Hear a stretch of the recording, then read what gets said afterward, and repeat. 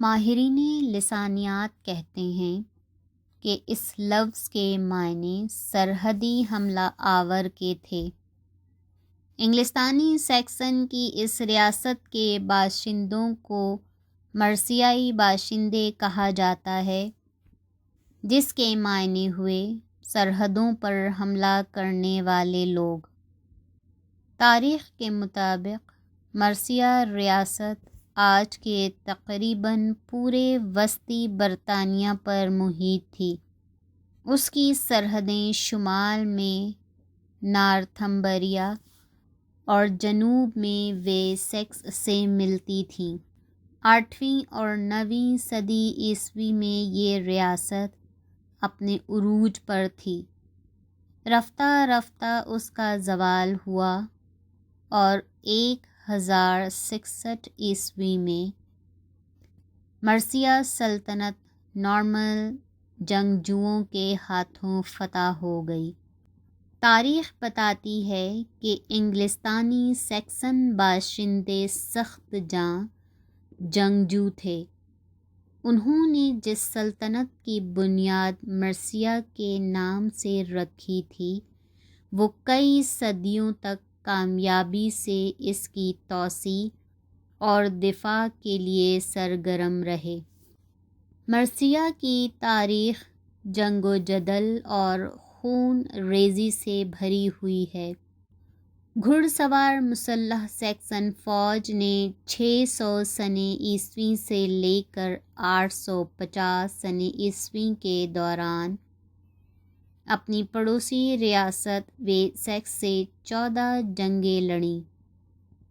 11 جنگیں ہمسائے ریاست ویلش اور دیگر دشمنوں کے خلاف 18 بڑی عسکری مہمات کیں۔ تاریخ کے اس عہد میں یورپ میں 7 سیکسن ریاستیں موجود تھیں، لیکن ان میں سب سے اہم، مستحکم اور وسیع سمجھی جانے والی ریاست انگلستانی سیکسن کی مرثیہ تھی۔ تلوار سیکسن باشندوں کا سب سے طاقتور ہتھیار تھا۔ تاریخی حوالوں سے پتہ چلتا ہے کہ وہ 2 دھاری سیدھی تلوار کو ایک خاص انداز سے بنانے کے ماہر تھے۔ اس تلوار کی لمبائی 3 فٹ ہوتی تھی۔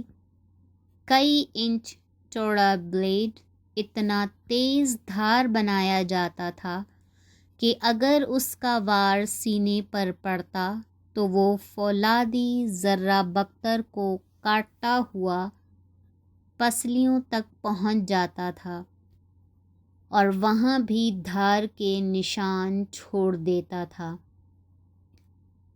سیکسن اپنی تلوار 2 حصوں میں تیار کرتے تھے، اول تلوار کا بلیڈ اور دوسرا اس کا دستہ، جنہیں بعد میں باہم جوڑ دیا جاتا تھا۔ دستے پر ہاتھ کی گرفت مضبوط رکھنے کے واسطے اس پر نقوش ابھارے جاتے تھے۔ اس سے تلوار دیدہ زیب بھی نظر آتی اور اس کے دستے پر گرفت بھی مضبوط رہتی تھی۔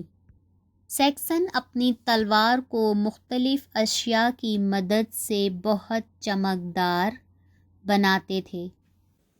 اس کی 2 وجوہات تھیں، ایک تو وہ دشمن پر ہیبت طاری کرنا، دوسرے میدان جنگ میں چمکتے سورج کے باعث تلوار کی چمکدار شعاعوں سے دشمن سپاہ کے گھوڑوں کو بھٹکانا، جس سے مخالف کی اپنی صفوں میں بھگدڑ مچ جاتی تھی۔ یوں تلوار ان کا صرف ہتھیار ہی نہیں بلکہ عسکری حربہ بھی تھا۔ 6 صدی عیسوی کے اوائل میں تحریر کردہ ایک قدیم یورپی مخطوطے میں اس تلوار کا تذکرہ موجود ہے، جس کے مطابق سیکسن تلوار کی چمک آنکھوں کو خیرہ کر دیتی تھی۔ سورج کی روشنی میں اس تلوار کو فضا میں گھماؤ تو آنکھوں کے سامنے رنگوں کی قوس قزح گھومتی نظر آتی تھی۔ تلوار کی سطح چمکدار ہونے سے سورج کی روشنی ٹکرا کر منعکس ہوتی تھی۔ یہ روشنی اتنی چمکدار تھی کہ اگر آنکھوں پر پڑ جائے تو لمحہ بھر کے لیے آنکھ خود بخود مٹ جاتی تھی۔ یہ تلوار صرف اپنی کاٹ کے لحاظ سے ہی تیز دھار نہیں تھی، اسے مزید مہلک بنانے کے لیے اس کے بلیڈ پر نہایت زہریلے چھوٹے سانپوں کا زہر ملا جاتا تھا، جس کی وجہ سے اگر کوئی خوش قسمت تلوار کے گھاؤ سے بچ بھی گیا تو جسم میں زہر پھیلنے سے مر جاتا تھا۔ یہ تو ذکر قدیم مخطوطے کی عبارت کا تھا، مگر کیا واقعی یہ تلواریں اسی قدر مہلک تھیں؟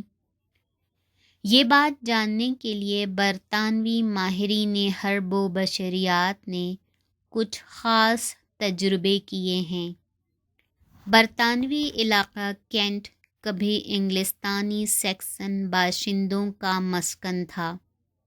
یہاں زمین سے ایک مکمل انسانی ڈھانچہ ملا ہے، جس پر تحقیق سے ثابت ہوا کہ وہ شخص مرثیائی عہد سے تعلق رکھتا تھا۔ ڈھانچے پر تحقیق سے اس کی عمر کا اندازہ 25 سے 35 برس تک کا لگایا گیا ہے۔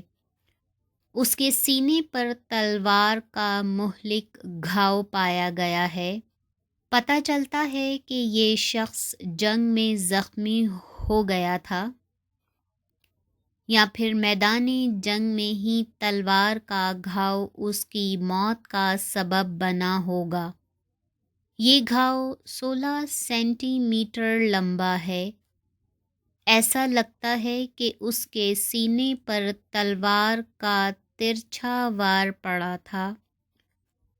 تلوار ذرہ بکتر کو کاٹتے اور گوشت کو چیرتی ہوئی ہڈیوں تک جا پہنچی تھی، جس سے پسلی کی ہڈی پر اتنا لمبا گھاؤ لگا۔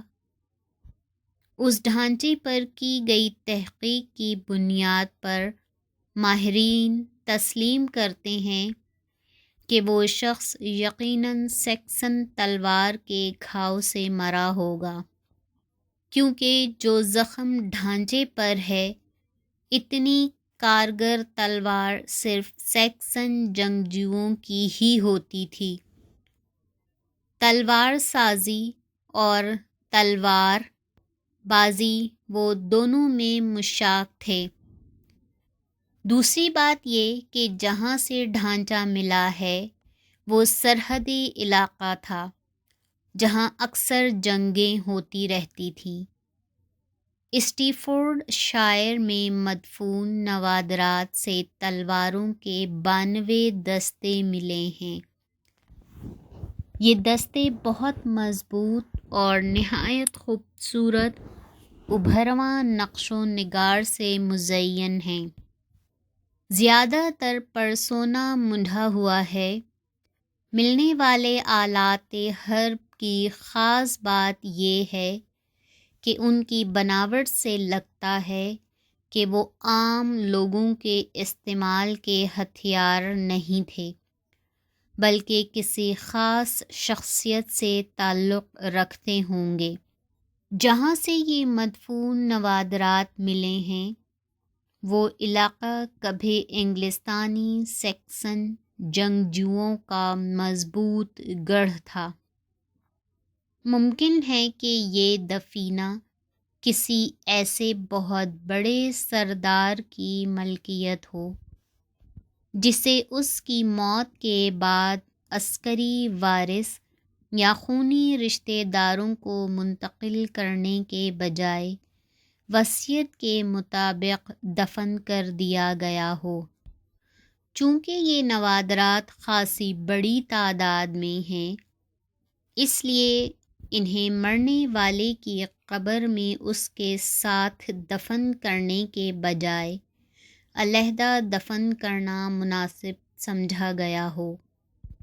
یہ حیران کن بات نہیں، اس زمانے میں یورپ میں جنگجو سردار کی موت کے بعد اس کا عسکری ورثہ نئے سردار کو منتقل کر دیا جاتا تھا یا پھر اس کے جنگجو ورثاء کے حوالے ہو جاتا تھا۔ صرف یہی نہیں، کچھ بڑے جنگجو سرداروں کی موت کے بعد ان کے خاص ہتھیار ان کے ساتھ دفن کرنے کی بھی روایت تھی۔ 10ویں صدی عیسوی میں لکھی گئی ایک وصیت برطانوی ماہرین آثار کو ملی تھی۔ یہ وصیت ایک جنگجو سورما کی تھی جو اپنے گروہ کا سردار تھا۔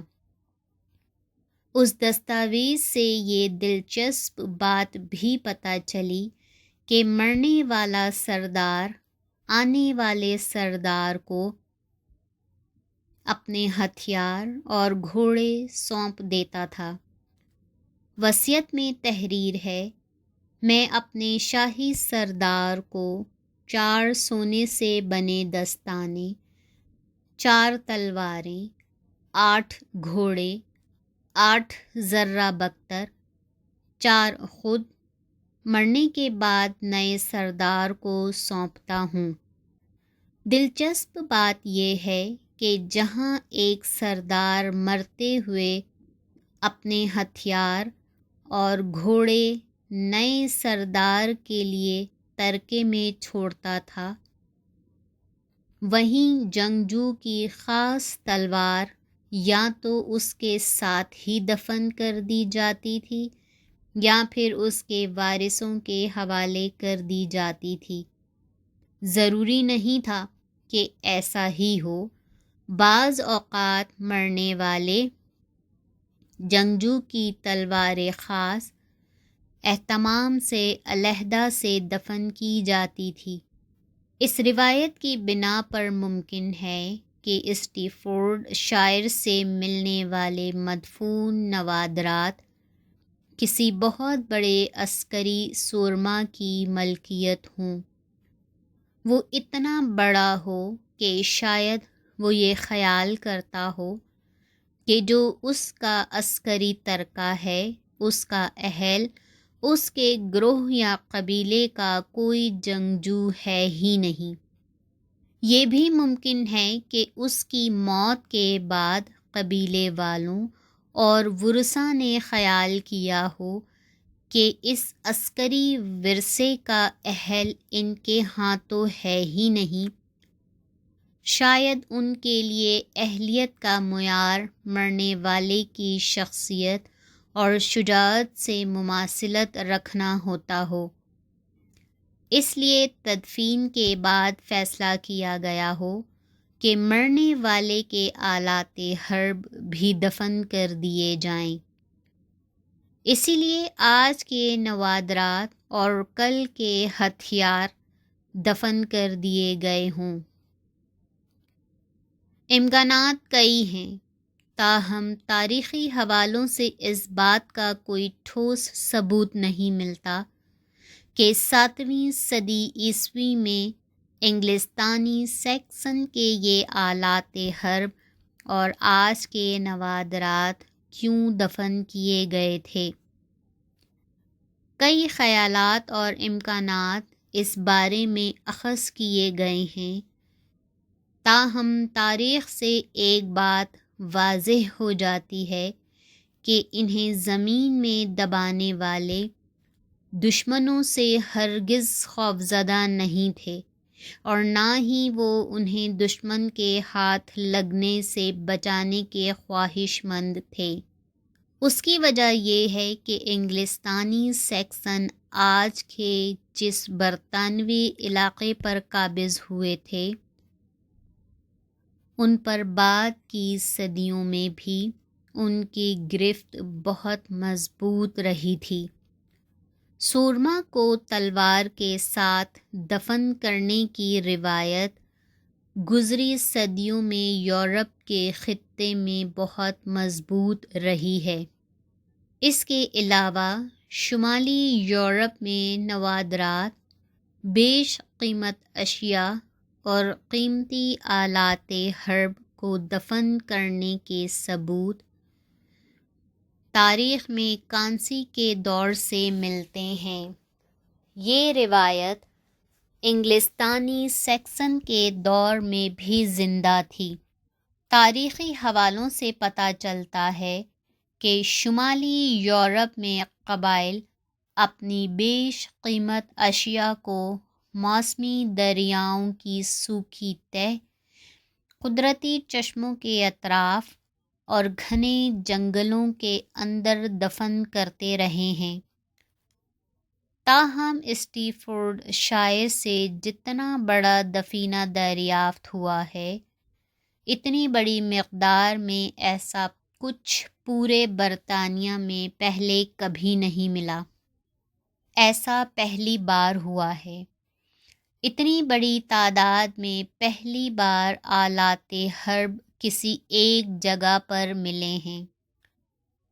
انگلستانی سیکسن باشندوں کی تاریخ پر مستند ماہر کیوں نے دفینے کے حوالے سے بتایا، یہ اس لیے بھی اہم ہے کہ انگلستانی سیکسن برطانیہ کے بانی تھے۔ ان نوادرات سے ہمیں ان کی عسکری صلاحیتوں کو سمجھنے میں بڑی مدد ملے گی۔ آخر کس طرح انہوں نے سلطنت روم کا قبضہ ختم ہونے کے بعد طویل عرصے تک اس علاقے میں اپنے قدم مضبوطی سے جمائے رکھے تھے؟ ظاہر ہے اس کا ایک ہی جواب ہے، ان کی بہادری اور ہتھیار۔ اب ملنے والے ان ہتھیاروں سے مزید تحقیق ممکن ہوگی۔ کیون کا مزید کہنا تھا، اس طرح کے دفینے کی روایت صرف برطانیہ میں ہی نہیں ملتی۔ قدیم زمانے میں یہ روایت اسکینڈے نیویا کے ممالک اور جرمنی کے بھی کئی دوسرے حصوں میں مروج تھی۔ ہم کہہ سکتے ہیں کہ صدیوں پہلے یہ روایت وہی لوگ لے کر اس سرزمین پر پہنچے تھے جو آج برطانیہ کہلاتی ہے۔ ملنے والا خزینہ ان کی روایت کا اہم ثبوت بھی ہے۔ نکولس بروک تاریخ دان اور برمنگھم یونیورسٹی سے وابستہ تاریخ کے پروفیسر ہیں۔ وہ کہتے ہیں کہ اسٹیفورڈ شائر سے ملنے والا دفینہ آج بلا شبہ بیش قیمت نوادرات ہیں، ایسے نوادرات جو اس سے پہلے برطانوی سرزمین پر کبھی دریافت نہیں ہوئے۔ یہ اور بات ہے کہ اس سے ملتے جلتے نوادرات ملتے رہے ہیں، لیکن اس دفینے سے برآمد اشیاء ہمیں اسٹیفورڈ شائر سے ملنے والا دفینہ آج بلا شبہ بیش قیمت نوادرات ہیں، ایسے نوادرات جو اس سے پہلے برطانوی سرزمین پر کبھی دریافت نہیں ہوئے۔ یہ اور بات ہے کہ اس سے ملتے جلتے نوادرات ملتے رہے ہیں، لیکن اس دفینے سے برآمد اشیاء ہمیں ان لوگوں کو سمجھنے میں مدد دے گی جو اس برطانیہ کے سب سے اول معمار ہیں، جنہوں نے یہاں سلطنت تشکیل دی اور پھر اس کے استحکام کے لیے لڑتے رہے۔ جب 11ویں صدی کے نصف بعد میں نارمن باشندوں نے اس سرزمین پر حملہ کر کے فتح حاصل کی، تب تک برطانیہ ایک مستحکم ریاست بن چکا تھا، وہ ریاست جس کے خد و خال بعد کی صدیوں میں بدستور واضح اور مستحکم ہوتے چلے گئے تھے۔ نکولس کا مزید کہنا تھا کہ اسٹیفورڈ شائر سے ملنے والے تمام نوادرات مرد معاشرے کی تصویر پیش کرتے ہیں۔ صاف ظاہر ہے کہ جنگجو معاشرے میں عورت کی اہمیت بہت کم تھی۔ ویسے بھی اس عہد میں مجموعی طور پر یورپ میں عورت معاشرے کی اہم فرد نہیں تھی۔ دفینے میں دفن اشیاء مردوں کے زیر استعمال آلات حرب ہیں۔ اس کے بعد کچھ مذہبی نوعیت کی چیزیں ہیں، لیکن ان میں ایک بھی ایسی شے نہیں جس پر عورت کے زیور کا شبہ ہو سکے۔ دفینے سے جو بھی چیزیں ملی ہیں ان میں استعمال کیے گئے سونے کی مقدار صرف 25% یعنی 11 پاؤنڈ ہے، جس سے لگتا ہے کہ سونا ان کے لیے بہت قیمتی، کمیاب اور آرائشی شے تھی۔ اس لیے بھی کہ یہ خیال تقویت پاتا ہے کہ یہ ساز و سامان کسی عام فرد کی ملکیت تو ہرگز نہیں رہا ہوگا۔ ان اشیاء کی تیاری میں دیگر دھاتوں کا استعمال 75% ہے۔ نکولس برو کے مطابق اگرچہ بادی النظر میں خیال یہی ہے کہ یہ دفینہ انگلستانی سیکسن باشندوں کا ہے، تاہم اب بھی یہ بات حتمی طور پر کہنا ممکن نہیں۔ اس دفینے کے ذرائع اب تک ہمارے لیے پراسرار معمہ کے مانند ہے۔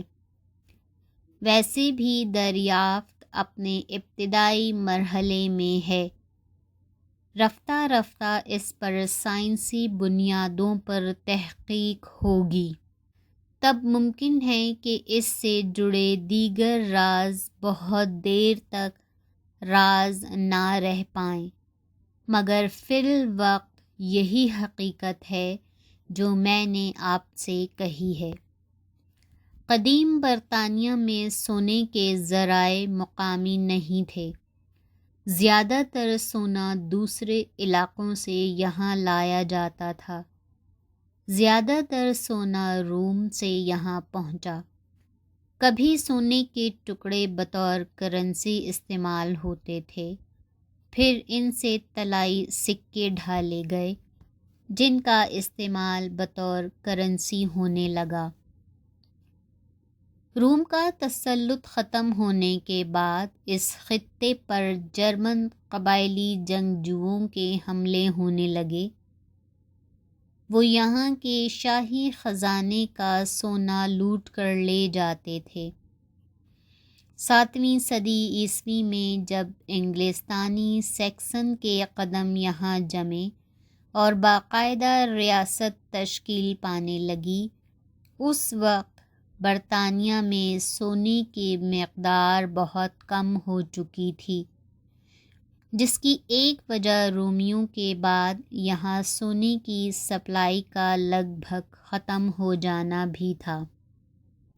اس وجہ سے کرنسی کا چلن زندہ رکھنے کے لیے آہستہ آہستہ طلائی سکوں کا رواج متروک ہونے لگا، ان کی جگہ چاندی نے لینا شروع کر دی۔